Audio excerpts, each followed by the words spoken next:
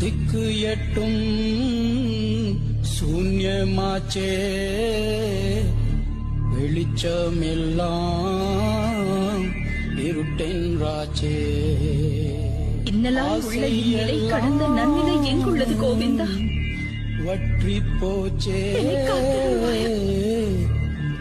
துரியோதனனும் மடிந்து மண்ணில் வீழ்வார்.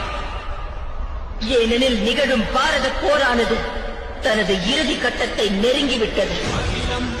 நான் மேற்கொள்ளும் சபதத்தையும் கவனமாய் கேளுங்கள். சாதனனின் உடலிலிருந்து பெருகி வரும் செங்குருதியை அள்ளி அவிழ்ந்த என் கூந்தலில் தடவாத வரை பிரித்த என் கூந்தலை என்றும் நான் அள்ளி முடியேன்.